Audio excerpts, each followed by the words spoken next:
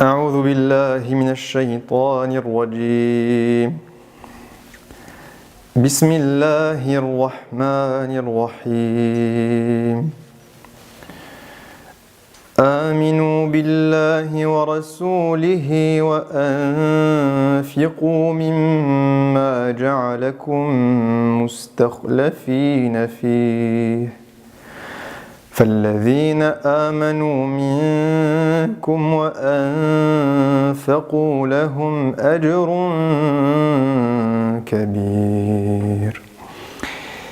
الحمد لله والصلاة والسلام ala rasulillah. Assalamu alaikum. Nous sommes aujourd'hui avec le verset 7 de sourate Al-Hadid. Cette sourate a une particularité, c'est qu'elle est médinoise. Médinoise, ça veut dire qu'elle est révélée à la période où le prophète sallallahu alayhi wa sallam et les compagnons se retrouvent à Médine, c'est-à-dire après au moins 13 années de vie à la Mecque. Et ce qui est perturbant ou étrange avec cette sourate, eh bien, c'est qu'elle est médinoise, mais qu'elle a un style mécois. Un style mécois, ça veut dire quoi? Ça veut dire des versets assez courts et des versets qui focalisent beaucoup sur la foi dans sa profondeur et non pas sur les règles de société de manière générale. Et ça en soi, eh bien, c'est une leçon de cette sourate. Pourquoi? Parce que dans le verset 7, Allah subhanahu wa ta'ala dit « Aminu billahi wa rasulihi ». Il ordonne aux croyants de croire en lui.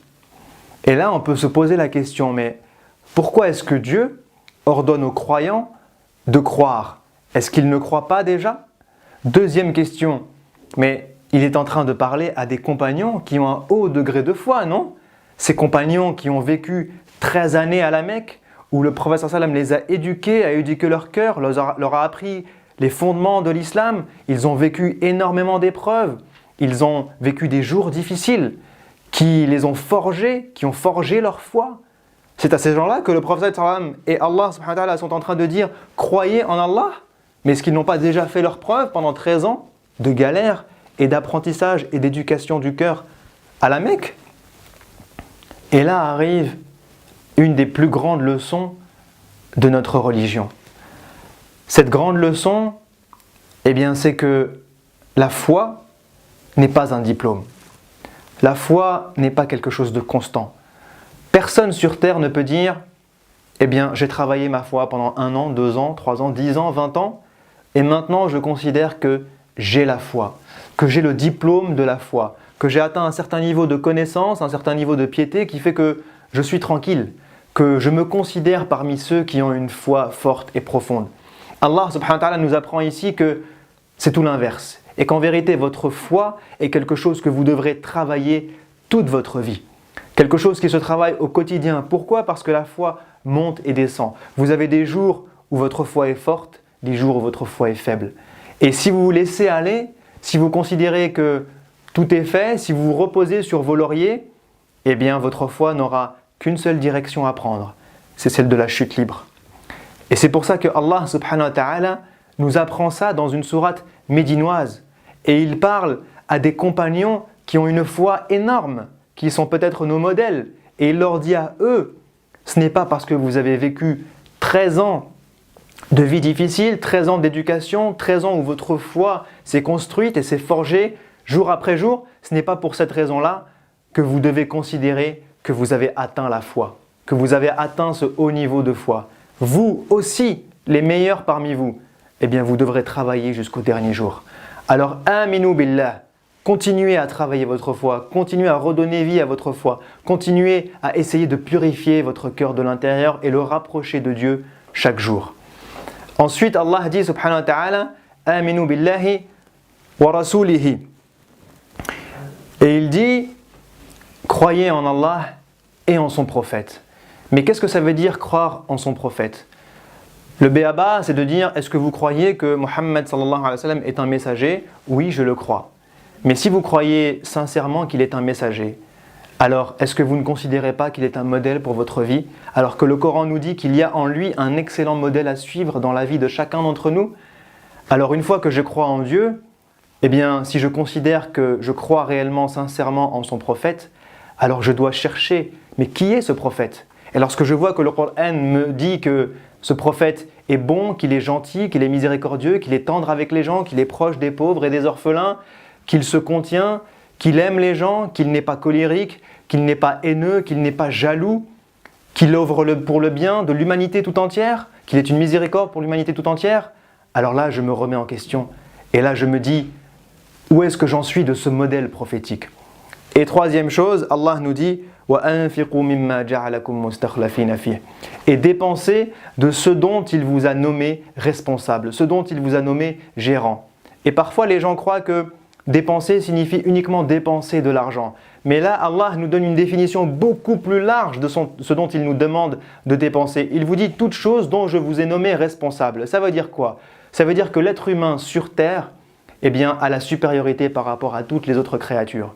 Ça veut dire que Allah subhanahu wa ta'ala, eh bien, nous a nommé gérants de cette terre, gérants de tous les matériaux qu'il y a sur terre, gérants de tous les biens qu'il y a sur terre, gérants de toutes les matières premières qu'il y a sur terre, gérant de tous les bienfaits qu'il met sur terre. C'est l'être humain qui le gère. Et l'être humain gère aussi sa propre personne. Il gère son temps, il gère sa santé, il gère ses compétences, il gère ses connaissances, il gère son œuvre, ses actions quotidiennes. Et là, Allah nous dit, il n'y a pas une chose que je vous ai donnée sans que je vous demande d'en dépenser pour œuvrer pour moi et pour le bien. Donc notre temps, nous devons le dépenser pour Allah et pour œuvrer pour le bien. Vos compétences, vous devez les mettre au service du bien. Votre argent, vous devez le mettre au service du bien. Les matériaux qu'il y a sur terre, l'agriculture, les bienfaits, les plantes, tout ça, nous devons l'utiliser pour œuvrer pour le bien sur terre. Et c'est ça que ça veut dire. Alors où en sommes-nous, chacun d'entre nous, de cette définition de l'islam? Ce verset est magnifique parce qu'il nous donne trois choses qui résument quelque part notre foi. C'est une relation de proximité, une relation verticale avec Allah subhanahu wa ta'ala, une relation profonde et qui se travaille dans le cœur et qui se travaille quotidiennement jusqu'au jour où nous mourrons. C'est une relation horizontale avec les êtres humains qui a pour modèle le prophète sallallahu alayhi wa sallam, sa proximité avec les hommes, sa gentillesse, son noble caractère, et une relation qui est une œuvre sur terre où là je suis responsable, je suis en position de supériorité et je serai interrogé sur cette responsabilité. Qu'est-ce que j'ai fait de mon temps? Qu'est-ce que j'ai fait de mon argent? Qu'est-ce que j'ai fait de mes compétences? Qu'est-ce que j'ai fait des biens que Allah subhanahu wa ta'ala m'a donné? Et tout ça, ce verset est dans Surat Al-Hadid. Al-Hadid, le fer. Ce fameux matériau qui est tellement fort, qui contient des bienfaits énormes pour l'humanité tout entière. Allah nous dit, soyez à l'image du fer, ce matériau qui vient du ciel, que j'ai fait descendre sur terre, ce matériau qui a une force énorme. Soyez forts comme le fer et agissez pour le bien de l'humanité comme le fer est utile pour l'humanité tout entière. C'est à cette image-là que le Coran nous rapporte.